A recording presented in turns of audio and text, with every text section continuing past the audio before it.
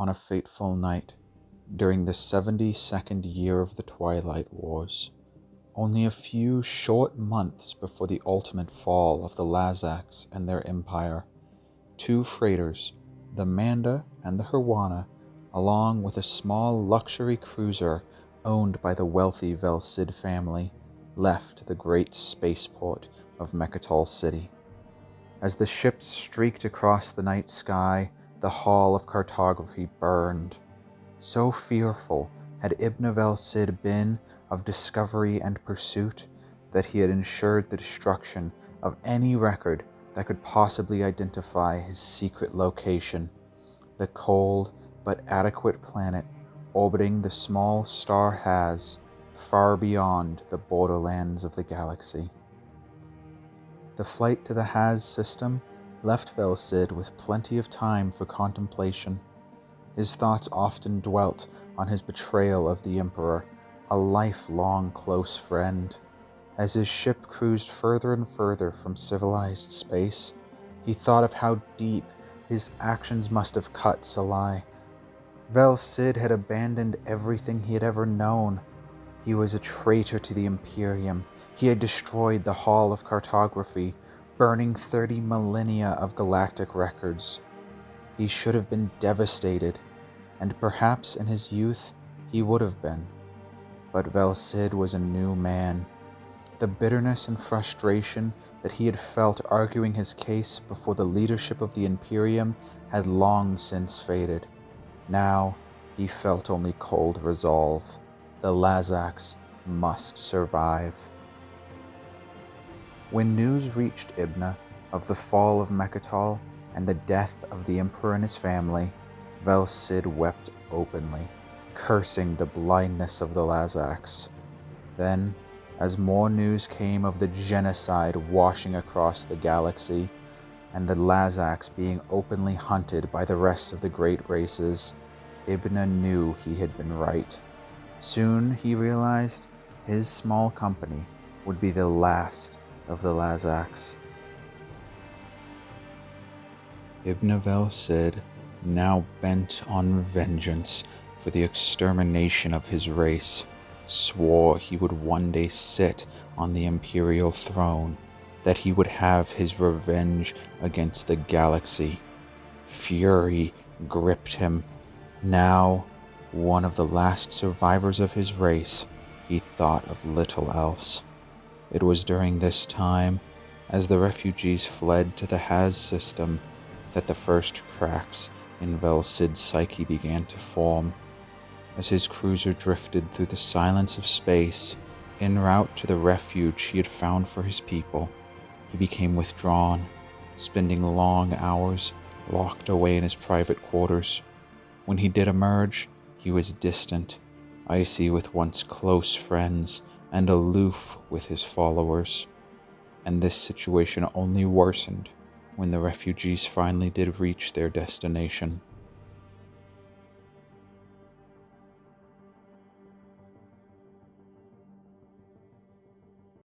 The Haz system was adequate for life, but only just. Poor natural resources, Haz was little more than a cold, dead rock. The Lazax refugees struggled their first few years to even survive, and began to rely almost exclusively on technology to assist them in their hardships. Helped by the small contingent of Hylar who had joined them in their flight, the Lazax soon saw technology creep into their lives and their bodies until they became indistinguishable from it.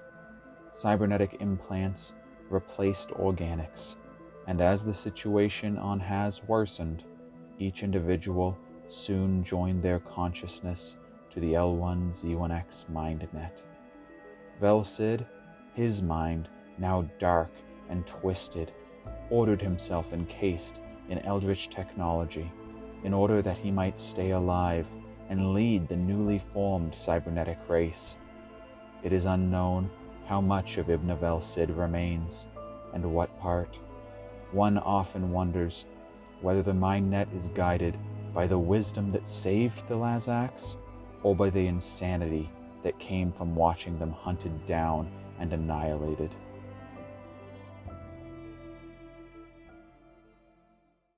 The L1Z1X had all the cruelty and strength of the Lazax, and soon they had built a vast cybernetic civilization beyond the borders of known space.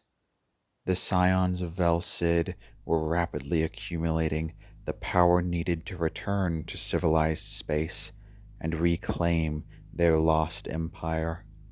No other race would have had the strength to defeat them, having long since spent themselves during the Twilight Wars. Already, detailed plans circulated the L1 Mindnet with that very goal. Then came the madness of Mordai. Mordai was the greatest of the L1 enhancers. His innovation and industry made him foremost among the Mindnet's elite. He worked tirelessly for the advancement of the Mindnet, always using his own body to test any brilliant new augmentation he conceived. He was meticulous, inspired, and brazenly ambitious. He believed in the possibility of the perfect existential reality, an apex of the living soul and the helpful machine. Unsurprisingly, such hubris would lead to his fall. As Mordai underwent the self-imposed implant of a cortex migrator, the first of several devices he had designed to bring about this final, perfect ascension, something went horribly awry. It's assumed that the smallest of software glitches existed in the Cortex module, overlooked even by the meticulous Mordai. As the software began to iterate and to integrate with Mordai's neural activity, it created a powerful, recursive disease, a virus that would infect Mordai's mind and drive him to insanity. The personality changes in Mordai were subtle at first, but a new subtext had entered his work. He now claimed that the conscious machine was the true higher form of being, one more naturally fit to rule the galaxy than the accident of phosphorus chemistry at the primordial heart of biomatter. Mordai then began a series of severe operations to excise that biology from his own body, encouraging and coercing his staff and investors to do the same. Mordai's charismatic preaching soon gained momentum. His growing cadre of followers, calling themselves the Necro, began clandestine assaults on their unwilling brethren, forcefully submitting them to the removal of living tissue. By the time the leaders of the Mindnet came to realize that the Necro movement had to be stopped, Mordai had completed his transformation into a fully mechanical being, a gibbering arachnid of black metal, mad with recursive corruption and a hunger to perpetuate. The efficiency of the Necrovirus was astounding. Mordai's body had been rebuilt as a microfactory, and from it thousands of microscopic, insectile machines sprung forth, attaching themselves to any technology in sight and replicating Mordai's madness with horrible speed. Rebuilding themselves to Mordai's visions, the new machines became reproductive and quickly began to spread.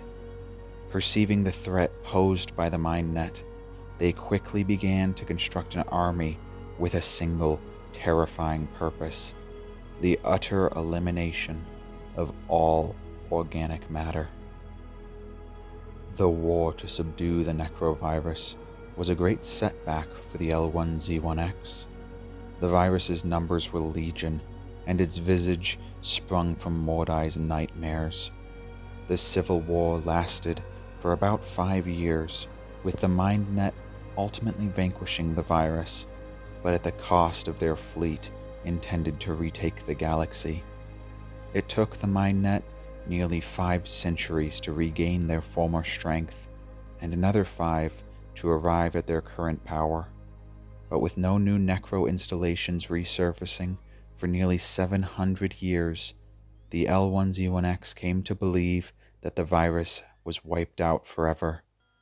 How wrong they were.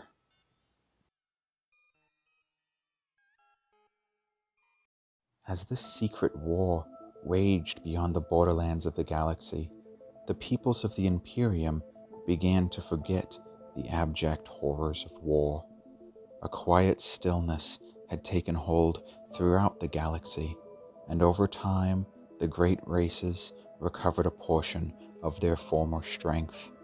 Reconstruction, though it took many years, saw many of the homeworlds of the great races returned to their pre-war states. Yet beneath the placid surface, the galaxy stirred. Some, no longer content to remain within the bounds of their reduced territories, began to look beyond the stars of their home systems. The spark of ambition drove them forth to seek new frontiers. On the fringes of the borderlands, cautious explorers in search of valuable commodities and the holy planet of Ixth charted new routes into systems never before touched by civilization. These discoveries ushered in an era of revitalized prosperity and commerce throughout the galaxy.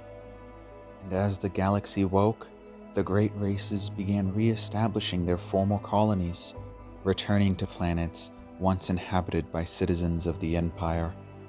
In some cases, long-lost outposts were found to be alive and well, thriving in the absence of war, and were brought back into the fold of civilization. In other cases, entire planets, once bustling commercial hubs or centers of culture and learning, were found utterly devoid of life. Littered with the skeletons of ancient starships, these planets served as a grim reminder of the wars of ages past, and a dreaded potent for the wars to come.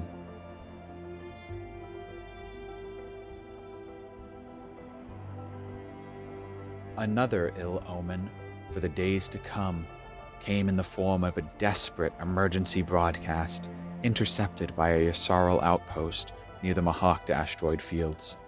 That last transmission of a Hakan trade ship, the Zolar, told a grim story. Having left Mol Primus in the Mahawked region, its navigation equipment had failed, and its crew had found themselves lost far beyond the remote borderlands. After nearly 2 weeks adrift in deep space, they were suddenly hailed by a great warship of unknown origin. But the crew's joy soon turned to terror as the warship closed, bringing its broadside cannons to bear against the helpless freighter. The Hakan captain was only able to send a final emergency broadcast before his ship was destroyed. It had been nearly 13 years since that incident when a mighty alien fleet appeared on the outskirts of Yssaril space. From that fleet, a small delegation of representatives traveled to Mechatol Rex and submitted an ancestral claim to the Imperial throne. They claimed to be a remnant of the ancient Lazax, the true rulers of the Imperium. Grisly to behold, they resembled the Lazax, but utterly changed, their bodies now almost entirely overtaken by invasive cybernetic implants. The L1Z1X Mindnet had arrived to retake the galaxy.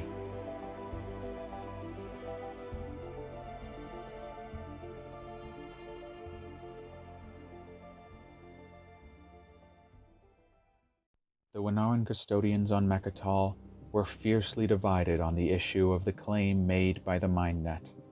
Some argued that the L1Z1X were not the ruling race, but a new and potentially dangerous hybrid. Other Winarans urged that the Lazax had in fact returned, albeit in unexpected form, and now their custodianship was over. Thus divided, the Custodians called out into the desolate galaxy for all the great races to hear. Come to Mechatol Rex, re-establish the Galactic Council, and help decide the fate of the bones of the Imperium. But the great races of the galaxy heard something completely different. They heard that Mechatol City was there for the taking, a shining beacon on an otherwise shattered planet. Unoccupied, its throne awaited those who could claim it, though no race yet had the power to do so. And thus began a great rearmament, and the great races began to reach out from their ancestral homes, eager to prove themselves worthy successors, eager to seize the imperial throne. And as the galaxy churned inexorably towards war, an epoch of great struggle threatened to engulf the galaxy. It was a time of steadfast alliances and bloody betrayals, of deep-seated honor and hard-won glory. It was the beginning of the Custodial Wars, the wars for the Twilight Imperium.